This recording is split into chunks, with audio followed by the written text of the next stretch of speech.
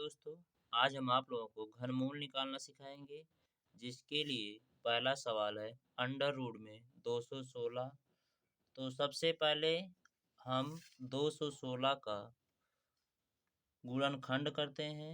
तो 216 का गुणनखंड करने के लिए हम 216 लिखते हैं और फिर इस तरीके से एक रो खींच ली जाती है। इसमें हम सबसे पहले इसे 2 से काटने की कोशिश करेंगे। तो 2 से काटेंगे तो 2 इकन्ने में 2 और 2 आठे 16 हो जाएगा। इस प्रकार से यह 108 हो जाएगा। इसी प्रकार फिर 2 से काटेंगे तो 2 पाँचे 10 और 2 चौक 8 हो जाएगा। फिर काटेंगे 2 से तो आ जाएगा 2 इकन्ने में 2 और 2 दूनी 4 हो जाएगा। और फिर यहाँ हासिल 1 हो जाएगा तो 2 साते 14। इस प्रकार से हम देखेंगे तो 27 अब नहीं कटेगा 2 से। तो हम फिर इसे 3 से काटने की कोशिश करेंगे। तो 3 9 27। फिर इसे 3 से काटेंगे तो 3 तिक्का 9। और जब फिर इसे 3 से काटेंगे तो 1 प्राप्त होगा। इस प्रकार से ये गुणनखंड किए जाते हैं। और गुणनखंड तब तक किए जाते हैं जब तक लास्ट में 1 नहीं प्राप्त हो जाता। अर्थात हम जब 216 का गुणनखंड करते हैं तो हमें 2 2 2 और 3 3 3 प्राप्त होते हैं।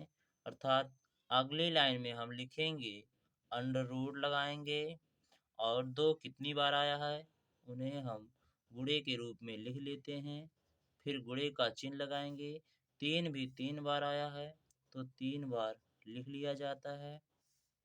और अगली लाइन में हम 2 का पेड़ बनाते हैं। और 2 का पेड़ बनाने के लिए हम यहाँ पे देखते हैं 2 3 बार आया है और ऐसे ही 3 3 बार आया है। तो इन्हें जब हम रूट से बाहर निकालते हैं तो ये एक जोड़ा प्राप्त होता है 2।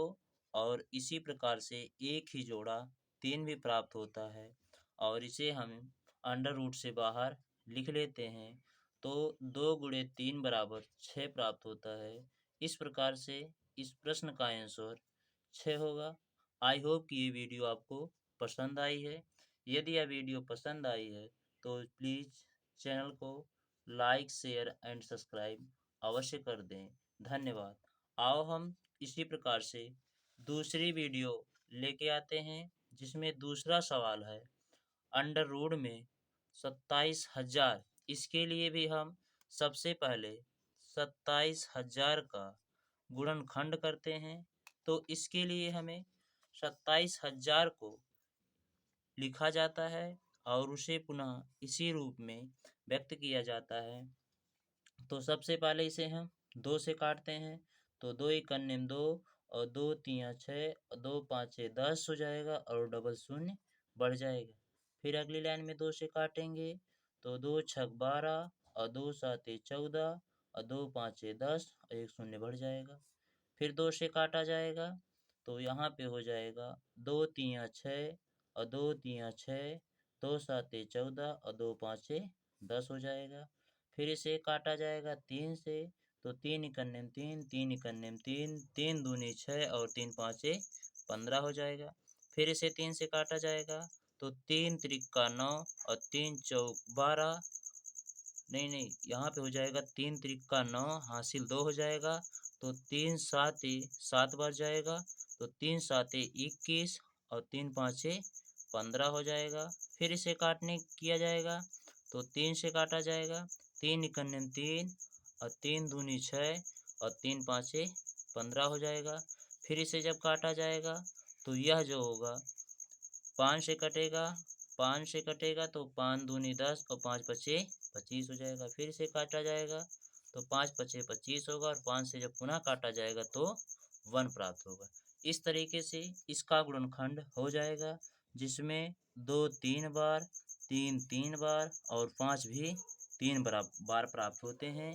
तो इसके लिए हम क्या करते हैं कि 27,000 को अंडर रूट में गुणनखंड के रूप में लिखते हैं। जैसे कि इसमें दिया है 2 गुणे 2 कितनी बार है 3 बार है तो इसे हम 3 बार लिखते हैं। 3 भी 3 बार है तो इसे हम 3 बार लिखते हैं। और 5 भी 3 बार है, तो इसे हम 3 बार लिखते हैं। और इनका हम जोड़ा बना लेते हैं, जिसमें 2 एक बार जोड़ा बनेगा, 3 का भी एक जोड़ा बनेगा और 5 का भी जोड़ा बनेगा। तो अगली लाइन में ये गुणनखंड से ब्रैकेट से बाहर निकल जाएंगे, अर्थात 2 गुणे 3 गुणे 5 हो जाएगा। तो प्राप्त होगा 2 तियां 6 गुणे 6 गुणे 5, तो 6 पच्चे 30 हो जाएगा। इस प्रकार से इस प्रश्न का आंसर 30 होगा। इसी प्रकार से आओ दूसरा वीडियो देखते हैं, जो इन सब से अलग है, जिसके लिए दिया गया है यहाँ पे अंडर रूट में दिया गया है 27 गुणे 125। इसके लिए क्या करते हैं हम, सबसे पहले 27 का गुणनखंड करते हैं और एक दूसरा और गुणनखंड करते हैं 125 का। इसके लिए हम इसे काटने की कोशिश करते हैं, तो 3 नवा 27, 3 त्रिका 9 और 3 इकन्ने 3 हो जाएगा। ऐसे ही ये भी कटेगा 5 से, तो 5 दूनी 10, 5 पच्चे 25 और फिर 5 से काटेंगे, तो 5 पच्चे 25 और 5 से काटेंगे तो 1 प्राप्त होगा। अर्थात हम इसे लिख सकते हैं अंडर रूट में, लिख सकते हैं अंडर रूट में 3 गुणे 3 गुणे 3 गुणे 5 गुणे 5 गुणे 5। अर्थात जब इसका हम जोड़ा बनाएंगे तो 3 और 5 के एक एक जोड़े प्राप्त होंगे, जैसे 3 गुणे 5 बराबर 15 होगा। इस प्रकार से इस प्रश्न का आंसर भी 15 ही प्राप्त होगा। आई होप कि ये वीडियो आपको समझ में अवश्य आई है। यदि समझ में आई है तो प्लीज़ सब्सक्राइब अवश्य कर दें। धन्यवाद।